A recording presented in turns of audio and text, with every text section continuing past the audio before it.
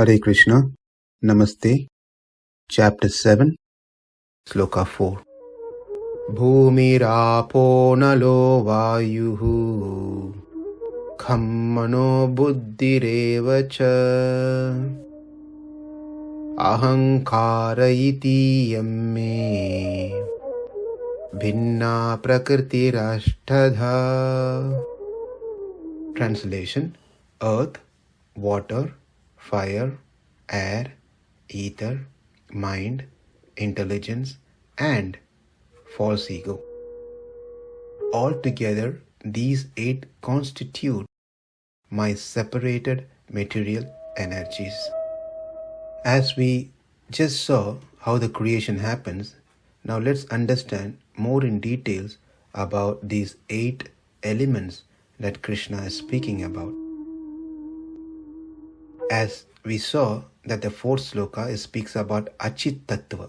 Achit tattva means non-sentient elements.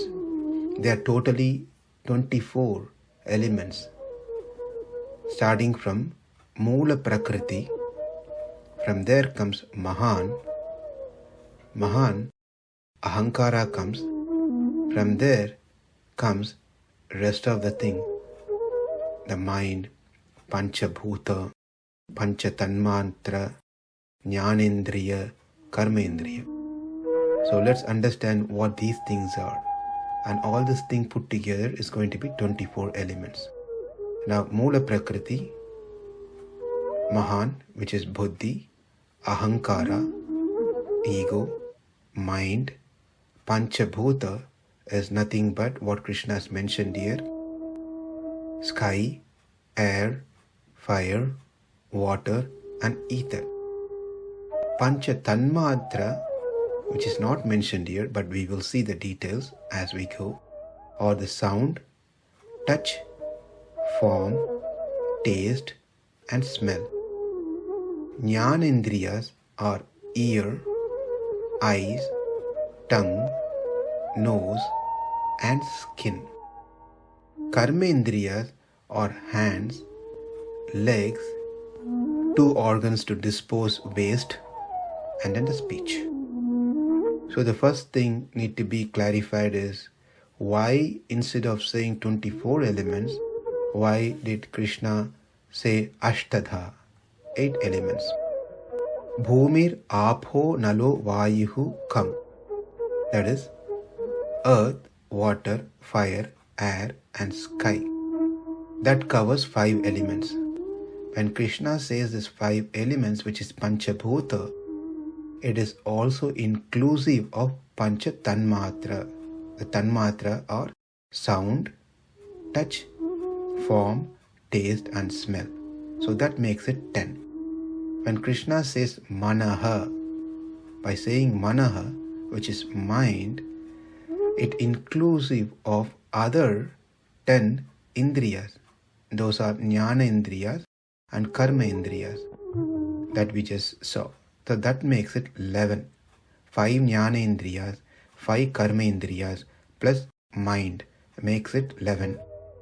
And by saying Bhumir Apo Nalo Vayuhu, it covers Pancha Bhuta and Pancha Tanmatra. Therefore, the total comes to 10 plus 11, 21. Next is Buddhi, is Mahan, which is 22. Ahankara, which is ego, that is 23. And all this 23 comes from the Moola Prakriti, which is a 24. Therefore, 24 elements is categorized here in this sloka by Krishna within this 8 as 8.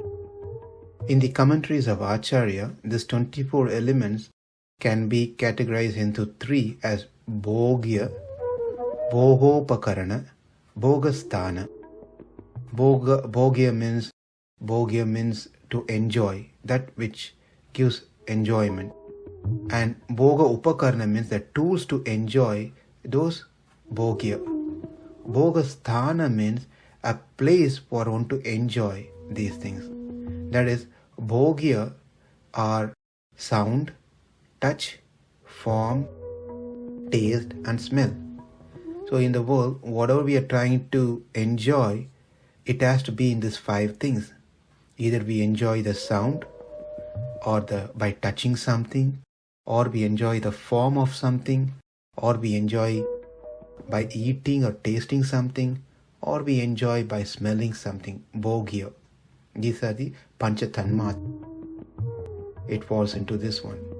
Boho upakarana means the tools. So we saw bhogya, but how are we going to enjoy those bhogya? The sound, touch, form, taste and smell. We need tools, and those tools are the indriyas, the 10 indriyas that we see. Ear, the jnanendriya and karmendriya. And having senses and having the object to enjoy is not sufficient. We need to have a place to enjoy these things. That is bhogasthana. Sthana means a place. For one to enjoy, one need to have a place. And that is covered in the Panchabhuta, that is sky, air, fire, water and earth. So this covers pretty much everything. The 24 elements. It is said that Akashat Vayuhu, Vayur Agnihi, Agnir Apaha, Adhya Prithivi, Prithivyam Oshadayaha, Oshadyo Annam, Annat Purushaha. Now, from Akasha, Akash means the sky, air comes, Vayuhu. From Vayuhu, Analaha, fire comes. From fire comes Apaha, water. From water comes Bhumir, that is earth. This is how these 5 elements get created. Now, each of these elements have their respective qualities, which are called the Pancha Tanmatra. What we saw, the 5 are the Pancha Bhuta: earth, water, fire, air and ether, which is sky. Each of these elements has their respective property. That is, Shabda is the property of Akasha. Shabda means sound. And then Sparsha means touch, the sense of touch, is a property of Vayu, air. Rupa, which is a form, it's a property of Analaha, fire. Rasa, which is taste, is the property of Apaha. And then Gandha, Gandha is smell. Smell is the property or a quality of Bhumir, earth. Not only that, as the things get produced from one another, that is from Akashat, Vayu, Vayu to Analaha, Anala to Apaha, Apaha to Bhumir, the next one derives the previous quality and in addition to their own quality. That is, Akasha, which is sky, has the quality of sound. From there, Vayu, air, which gets generated, as a touch, Sparsha, as its own principal quality. But it also derives the quality of the previous element, that is Shabda. Therefore, air has Sparsha and Shabda. The next one, fire, Analaha, the principal property of that is Rupa, a form. You can see a form in the fire. That one also includes from the previous one, which is Sparsha and Shabda, touch and sound. The next is Apaha, which is water. Its principal quality is taste, Rasa. Now it also derives the Rupa, Sparsha, Shabda, form, touch and the sound from the previous one. Lastly, Bhumir, that is earth. The principal quality of that is smell, Gandha. But it derives the other 4 from the previous one. That is Rasa, Rupa, Sparsha, Shabda. taste, form, touch and sound. So Bhumi has all these 5. So all these things makes together as 24 elements and they are called samashti tattva. This is all done by the Lord himself without any help.